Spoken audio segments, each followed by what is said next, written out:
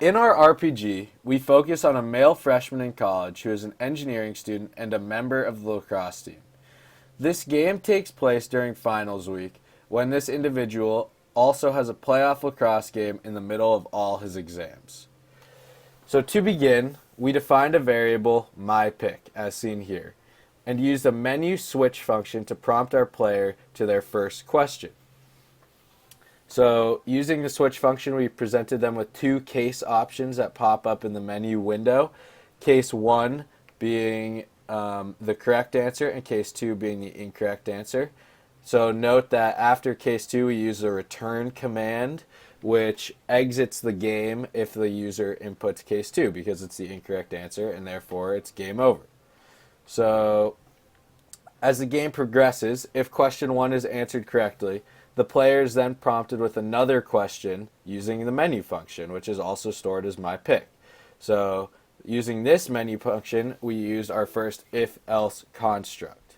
We made it so that our if statement defined the incorrect response and the else statement defined the correct response, which allowed for our code to be more efficient so the player can continue if they responded correctly without us entering the return command after the if statement. So this else is just continuous with the rest of the code. There is no break, which is really important to note because it's by far the most efficient way to code this function. So as we then continue to the next portion, if the user answers correctly on the second question, they are prompted with an input statement. So now we defined our variable myPick with an input statement. Using an if-else construct, as well as the and compound to test for two things at once.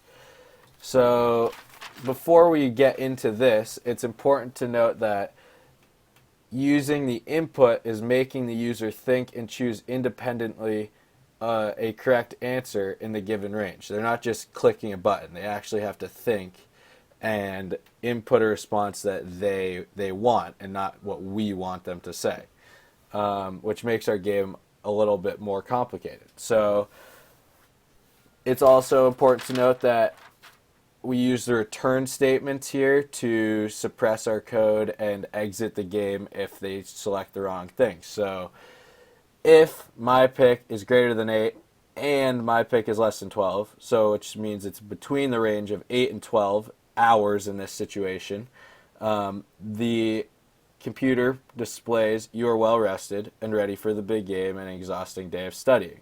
Therefore, the user can continue. Else if myPick is less than 8, display you're exhausted and play a terrible game, don't have the energy to study physics, fail out, which essentially means game over, which is then seen with this return command that ends the game if the user enters anything less than 8. Else, which means essentially anything greater than 12, you slept too much and missed the game warm-up, can't play in the game, you lose.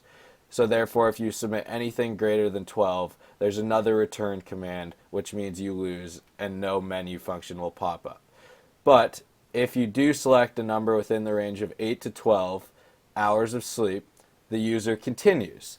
And then we defined another question as the myPick variable using the menu function and an if-else-if construct. So we also use the OR command in this, or compound condition in the if-else-if construct in this second to last question. So it's important to note that this OR is a logical operator like the and construct, and it significantly increases the efficiency of our code because it allows us to decrease the number of lines and suppress the code into a more compact area.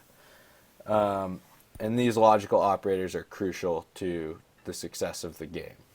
So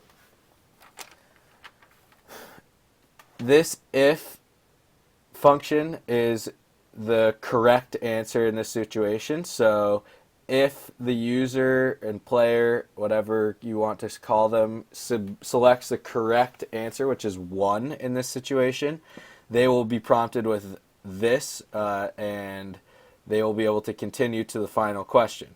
However, if they select 2 or 3, which are the other 2 options on the question, then they fail out of engineering, your girlfriend dumps you, game over, big fail.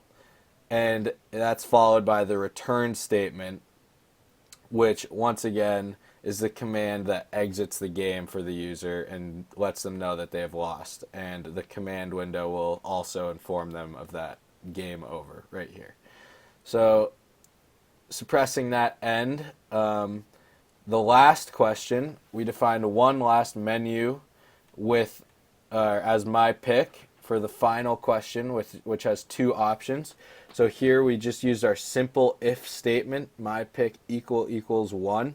So that is saying that it actually equals 1, assigning that it's saying it is equal to 1. Display, good choice. You'll make it with hard work. The student has decided to continue with engineering. He passed all his exams. His girlfriend is still with him.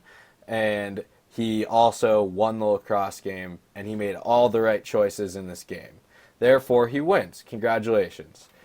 We then used a nested if statement. The nested if is also a simple if statement, but it's nested within. So if my pick is equal to 2, then you lose because you decide to give up on engineering. You decide that other priorities in your life are more important, and that's not the goal of the game. The goal of the game is to get the user to admit to their hard work. So that would then end the game, and either way, you either win or you lose. There's one option. So then this is all enclosed with one end statement right here. And then this end statement actually goes to the if-else that we put in continuously up here. So we did not suppress this with an end statement in this if-else construct right here. So that is where that comes from. So that's a general overview of our game. Obviously, if you play it, you'll understand. But yeah, pretty simple, so meets all the requirements, and it's quite a bit of fun.